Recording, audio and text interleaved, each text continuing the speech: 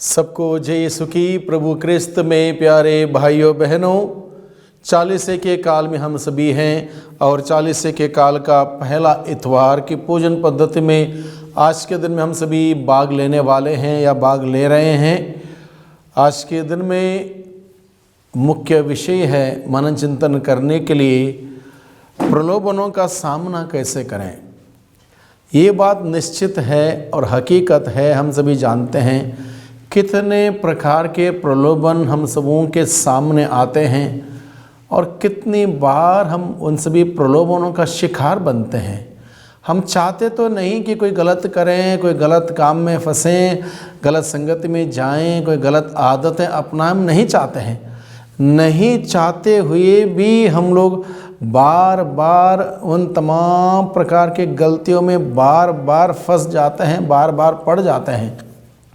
और ये 40 से की ये अवधि हम सबों को विशेष रूप से प्रभु के सामर्थ्य प्राप्त करने का, प्रभु के बल प्राप्त करने का और प्रलोभनों से दूर रहने का और प्रलोभनों को कैसे दूर रखें, इन सभी बातों को सीखने का समय है। क्योंकि अगर हम प्रलोभनों को दूर नहीं रखेंगे, प्रलोभनों का शिकार बनते जाएंगे तो हम एक दिन नष्ट हो जाएंगे, हम नष्ट हो जाएंगे। इसलिए प्रभु आज के पहले पाठ के द्वारा, दूसरे पाठ के द्वारा, सुसमाचार के द्वारा हम सबों को यही बताना चाहता है कि हम प्रलोभनों से कैसे बचें, कैसे दूर रहें, कैसे प्रभु के अनुग्रह में बढ़ते रहें। तो आज के पहला पाठ जो उत्पत्ति ग्रंथ से लिया गया है, इसमें आदम और हव्वा ने कैसे पाप किया इस बात पर जिक्र किया है। जैसे कि ईश्वर ने मनुष्य को बनाया, मनुष्य को हर प्रकार की बुद्धि, शक्ति, ज्ञान, विवेक, प्रज्ञा का वरदान देते हुए सृष्टि का मुकुट बनाया, सारी कैपेसिटी, सारी खूबियाँ उसको दी। उसके बावजूद मनुष्य क्यों गिर पड़ा पाप में, इस बात पर हम लोग विचार करेंगे। और यहाँ पर अगर हम देखें, जैसे कि कहानी के तौर पर हमें इस पहले पाठ में प्रस्तुत किया गया है कि शैतान प्रलोभन लेके सांप के रूप में हव्वा के पास आया। सबसे पहले हव्वा के पास आया प्रलोभन लेकर, तो हव्वा से वार्तालाप करता है, बातचीत करता है। जिस प्रकार से पहले पाठ की वो कहानी हमें बताती है, यदि तुम इस पेड़ के फल को खाओगे तो अवश्य मर जाओगे। ये धर्म शिक्षा, ये वचन ईश्वर ने आदम और हव्वा को समझाया था। तुम पूरे आदन वाटिका में जा सकते हो, आ सकते हो, उठ सकते हो, बैठ सकते हो, खा सकते हो, पी सकते हो, सब कुछ तुम्हारा है। लेकिन एक बात पर ध्यान रखना, इस भले बुरे के ज्ञान के वृक्ष के फल को मत खाना, ये बताया था। अब ये भले बुरे के ज्ञान का वृक्ष का फल क्या है? ये एक प्रकार से पाबंदित चीज़ है, पाबंद है, नॉट अलाउड, ऐसी चीज़ है। इसको नहीं करना, नहीं अपनाना, नहीं आजमाना, ये बात ईश्वर ने बताई। और यहाँ पर कहानी के रूप में प्रस्तुत क्या दिया है कि शैतान आता है और सांप के रूप में आता है और हव्वा को बताता है इस पेड़ के फल को खाओ, इसको खाओगे तो तुम क्या होगे? ईश्वर जैसा बनोगे। जबकि वो ईश्वर के अनुरूप, ईश्वर के सदृश बनाए गए थे। अब शैतान की बात सुन लिया हव्वा ने, शैतान की बात ना केवल सुन लिया बल्कि मान भी लिया, विश्वास भी कर लिया, अगर इस पेड़ के फल को खाएंगे तो हम ईश्वर जैसा बनेंगे। वो भूल गए थे ईश्वर जैसे ही है।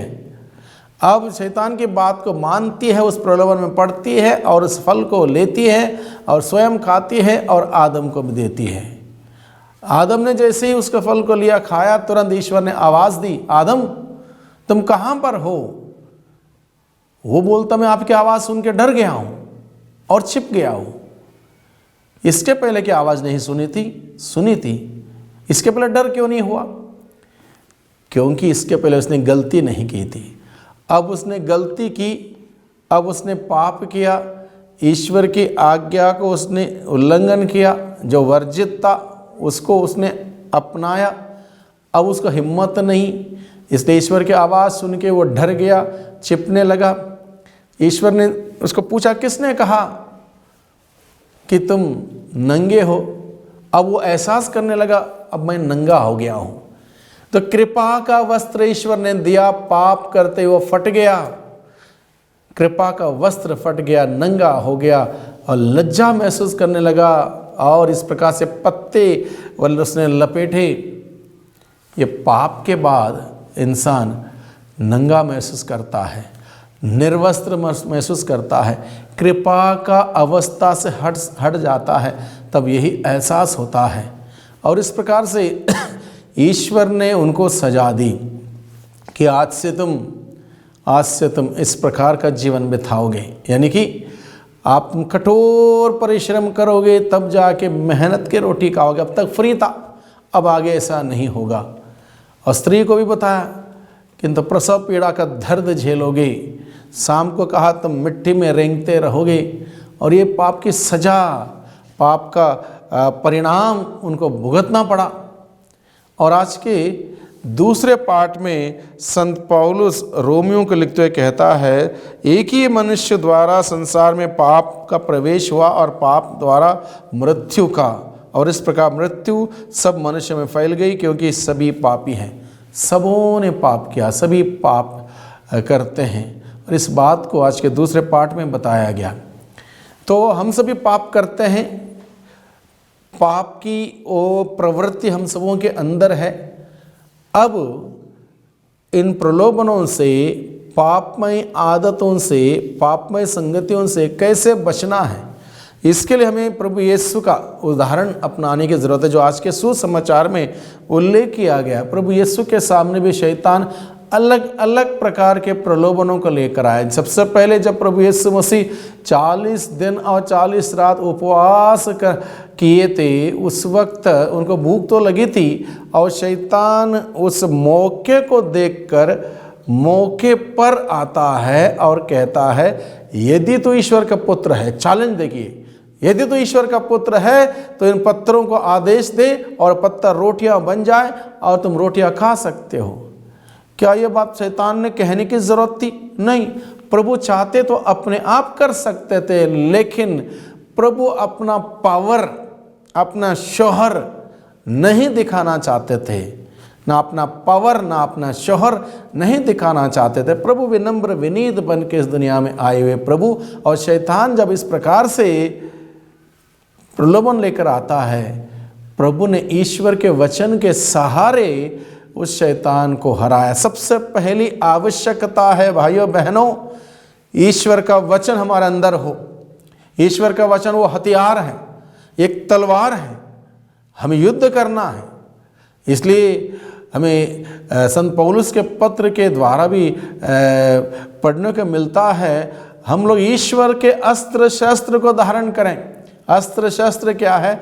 सबसे बढ़िया और शक्तिशाली सामर्थ्यवान अस्त्र शस्त्र है ईश्वर का वचन, जो कि प्रभु यीशु मसीह ने इस्तेमाल किया। प्रभु यीशु ने ईश्वर के अस्त्र शस्त्र, ईश्वर के वचन को इस्तेमाल करते हुए शैतान को उत्तर दिया। जब शैतान ने कहा इस पत्थरों को आदेश दो, इसको रोटियां बना दो और उसको खाओ, तो यीशु ने उत्तर देते हुए कहा, मनुष्य केवल रोटी से नहीं जीता है। केवल रोटी से जीने वाला अन्य जीव जंतु है, जानवर है, उनके लिए रोटी मिल गई तो सब कुछ हो गया, उनका काम दाम हो गया। उनके अंदर आत्मा नहीं है, उनको प्रार्थना की ज़रूरत नहीं, प्रार्थना की भूख प्यास नहीं लगती, ईश्वर का वचन सुनने के पढ़ने के लिए ज़रूरत नहीं है उनको। प्रभु यीशु ने कहा मनुष्य केवल रोटी से नहीं जीता है, बल्कि ईश्वर के मुख से निकलने वाले हर एक शब्द से जीता है। यानी कि मनुष्य को ईश्वर के मुख से निकलने वाले हर एक शब्द आवश्यक है, बहुत ही ज़रूरी है। अगर वो शब्द रहेंगे उसके मन में, उसके दिल में, उसके जीवन में, उस हथियार को लेकर, ईश्वर के वो अस्त्र शस्त्र को लेकर वो शैतान का सामना कर सकता, मुकाबला कर सकता, शैतान को हरा सकता। अन्यथा शैतान हराएगा, उसको दबोचेगा और प्रलोभन में डाल देगा, पाप में फंसाएगा और बर्बाद कर देगा। शैतान दहाड़ते सिंह की तरह विचरता रहता है, कभी किसको फाड़ खाए। इसलिए 40 की इस अवधि में प्रभु अपने वचनों के द्वारा हम सबों को सिखाता है किस प्रकार से प्रलोभनों से बचना है, और बचना है तो ईश्वर के अस्त्र शस्त्र में धारण करना है। ईश्वर का वचन हमारे दिल में, हमारे मन में, हमारे जीवन में हमेशा रहे। आदम और हवा पाप में क्यों पड़ गए? ईश्वर ने जबकि उनको वचन सुनाया था, बताया था कि ये सब कुछ के मालिक तुम हो, सृष्टि का मुकुट में तुमको रचा है, अपने सदृश अपने अनुरूप अलग अलग खूबियों को तुम्हें दिया है, अलग अलग प्रकार की वरदान से संपन्न किया, सजाया है, उसके बावजूद ये पाप में क्यों पड़ते हैं? क्योंकि इनके अंदर ईश्वर का वचन नहीं था। ईश्वर ने जो बताया था वो भूल गए थे। ईश्वर ने जो बात बताई थी वो अपने दिल में ना मन में थी, ये टोटली भूल गए थे। ईश्वर का वचन उनके जीवन में नहीं था। तब जाके शैतान प्रवेश करता है। इंसान को बीमारी कब लगती है?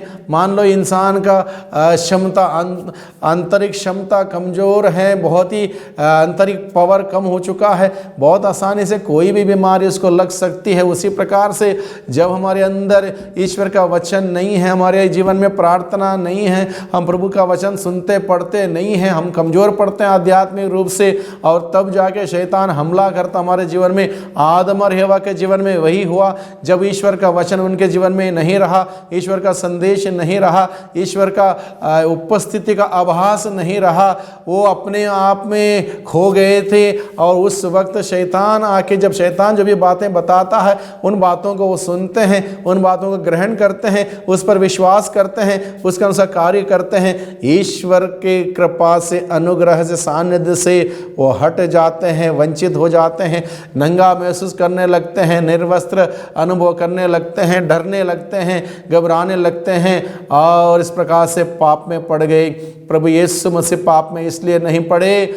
हर प्रकार से मनुष्य का जीवन उन्होंने अपनाया था। पूर्ण रूप से वो मनुष्य थे, पूर्ण रूप से इंसान थे, वो पाप कर सकते थे, गलती कर सकते थे, लेकिन उन्होंने पाप इसलिए नहीं किया क्योंकि ईश्वर का अनुग्रह, ईश्वर का अस्त्र शस्त्र उनके पास था, ईश्वर का वचन उनके पास था। दूसरी बात ये थी, जो व्यक्ति सच्चाई पर नहीं जीता है, सत्य नहीं बोलता है, झूठ का सहारा लेता है, झूठ बोलता है, झूठा जीवन जीता है, दिखावे का जीवन जीता है, आडंबर का जीवन जीता है, वो शैतान से लड़ नहीं सकता। प्रभु यीशु मसीह सच्चा, स्वयं सत्य थे और सच्चाई का जीवन उनका था। किसी प्रकार के असत्य नहीं था, किसी प्रकार का असत्य का अंधकार उनके ऊपर छाया हुआ नहीं था, इसलिए शैतान उनके ऊपर हावी नहीं हो पाया। प्रलोभनों से लड़ने के लिए दूसरा अस्त्र शस्त्र हमें ज़रूरत है। सत्य को कमर में बांध कर हम चलें, सत्य को कमर में बांध कर चलें। यानी कि युद्ध भूमि में जब हम जाते हैं,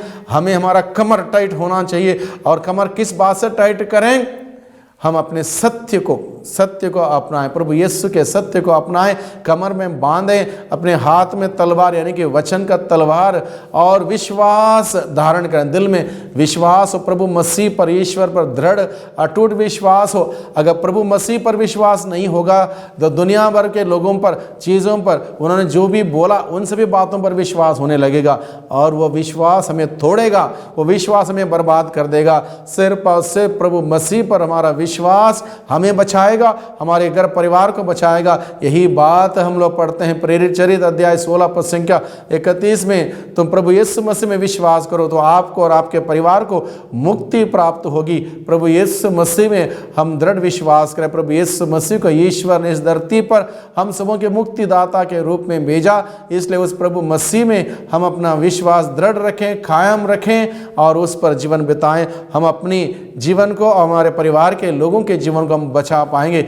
इसलिए विश्वास और एक आवश्यक हथियार है शैतान से लड़ने के लिए, शैतान का सामना करें। यानी कि सबसे पहले हम ईश्वर का वचन को धारण करें, आत्मा की तलवार ईश्वर का वचन हम ग्रहण करें, सत्य को कमर में बांधें और विश्वास को धारण करते हुए हम आगे बढ़ें। और मुक्ति का टोप, शांति सुसमाचार के उत्साह के जूते संत पौलुस बताता है, यानी कि हम शांति फैलाने वाले लोग बने। मुक्ति का टोप यानी कि युद्ध भूमि में जाने वाला व्यक्ति वो टोप पहनता है, एक कवच, धार्मिकता का कवच। हमारे अंदर धार्मिकता का कवच यानी कि धर्म क्या है, मैं यहाँ पर धार्मिकता का कवच किस प्रकार से हम हासिल कर सकते हैं। जब सब कुछ ठीक है, बहुत बढ़िया है, अच्छी बातें करते हैं, अच्छा व्यवहार करते हैं, हंसते खेलते हैं, लेकिन मान लो परिस्थिति विपरीत है, तुम्हारा दुश्मन तुम्हारे सामने खड़ा है, उसने तुम्हारा नाम खराब कर रखा है, वो तुम्हारे विरुद्ध है, तुमसे चिढ़ता है, तुमसे तुम्हारी बातें फैला देता है, तुम्हारे अलग अलग प्रकार से नुकसान पहुँचाया है, अब वो तुम्हारे सामने है। अब तुम्हें गुस्सा आ गया, उस वक्त अब तुम्हें गुस्सा आ गया, उस वक्त तुम्हारी धार्मिकता प्रकट होगी। किस प्रकार के शब्दावली तुम इस्तेमाल करते हो, किस प्रकार की भाषा का प्रयोग करते हो, अब इस बात को व्यक्त करेगा तुम्हारी धार्मिकता किस प्रकार की है। प्रभु कहता है अभिशाप के लिए अभिशाप मत दो, बल्कि आशीर्वाद दो। एक ही मुंह से ईश्वर की स्तुति और दूसरों का अभिशाप, यह उचित नहीं है। एक ही जल स्रोत से खारा पानी निकलता और मीठा पानी निकलता, यह नहीं हो सकता। यानी कि प्रभु मसीह हम सबों से क्या चाहता है कि हम अपनी धार्मिकता का कवच को धारण करें। धार्मिकता का कवच नहीं होगा, शैतान हमारे पर आक्रमण करेगा। धार्मिकता का कवच यानी कि उसमें ईश्वर का वचन है, प्रार्थना है, त्याग तपस्या है, विश्वास है, आत्मा की तलवार है। इन सभी बातों को ग्रहण करते हुए, धारण करते हुए धार्मिकता का कवच को हम धारण करें, ताकि शैतान हमारे जीवन में किसी प्रकार से आक्रमण ना कर पाए। आक्रमण करे तो हमें कोई नुकसान ना हो। इसलिए प्रभु का वचन आज के दिन में हम सबों को सिखाता है। प्रभु यीशु ने ईश्वर का वचन को इस्तेमाल किया और शैतान बार बार आया प्रलोभनों को लेकर। कभी भूख के लिए, रोटी बनाने के लिए बोलने के लिए आया, कभी वो ऊंचे पर्वत पर लेके आया, बोला मुझे दंडवत करो, सब कुछ तुम्हें दूंगा। कभी शैतान ने कहा कि आप इस प्रकार से करो और तुम्हें मैं सब कुछ दे दूंगा। लेकिन प्रभु ने हर बात में शैतान को ईश्वर के वचन को इस्तेमाल करते हुए हराया। प्यारे भाइयों बहनों, चालीसा का ये अवधि है। चालीसे के पहला सप्ताह में पहला इतवार की पूजन पद्धति हम सभी जब भाग लेंगे, हम प्रभु से विशेष रूप से प्रार्थना करें, प्रभु मैं हर बार प्रलोभनों का शिकार बनता हूँ, आज से मुझे प्रलोभनों का सामना करने के लिए और उसका शिकार नहीं बनने के लिए, बल्कि आपके मूल्यों के अनुसार, सिद्धांतों के अनुसार जीवन बिताने के लिए, आपके वचन के अनुसार जीने के लिए मुझे सिखाइए, मुझे शक्ति दीजिए, मुझे सामर्थ्य दीजिए। प्रभु मैं गिर जाता हूँ, अक्सर मैं पाप में पड़ जाता हूँ, मुझे पाप से दूर रहना और आपके नज़दीक रहना मुझे सिखाइए। आपका वचन, आप आत्मा की तलवार मुझे हमेशा मेरे पास में रखूँ और विश्वास की ढाल पर मैं जीवन बिताऊँ और शांति सुसमाचार उत्साह के जूते पहनकर रहूँ और धार्मिकता का कवच से मैं अपने आप को बचाए रखूँ। ऐसा जीवन व्यतीत करने के लिए प्रभु मुझे सिखाइए। आइए हम प्रार्थना करें। सर्वशक्तिमान पिता परमेश्वर, धन्यवाद देते हैं इस सुंदर अवधि के लिए। 40 के इस अवधि में प्यारे प्रभु जी, आप हम सबों को अलग अलग प्रकार से हमें निमंत्रण देते हैं, बुलाते हैं कि हम आपके नज़दीक आएँ, पापमय आदतों को, संगतियों को, विचारों को, कार्यों को छोड़ें, लेकिन हम नहीं छोड़ पाते। आज के दिन में प्यारे प्रभु जी, आपके विशेष कृपा अनुग्रह मांगते हैं, आत्मा की अगुवाई मांगते हैं। हम सबों पर प्रभु आप अधिकार लीजिए, हमारे इंद्रियों पर, हमारे इस दुर्बल शरीर पर अधिकार लीजिए, ताकि हम जो कुछ भी आपके दृष्टि में उचित है उसी कामों को करें, उसी आदत को करें, उसी बातों को करें, उसी कार्यों को करें। जो कि उचित नहीं है उन सबों को त्यागने के लिए हम सबों को हिम्मत दे, साहस दे, ताकि प्रभु हम आपके सानिध्य में बने रहें, अपनी छत्रछाया में सुरक्षित रहें और आपके प्यार को महसूस करते हुए आप में आनंद मना सकें। दुआ करते हैं उद्धारकर्ता यीशु मसीह के नाम से, आमीन।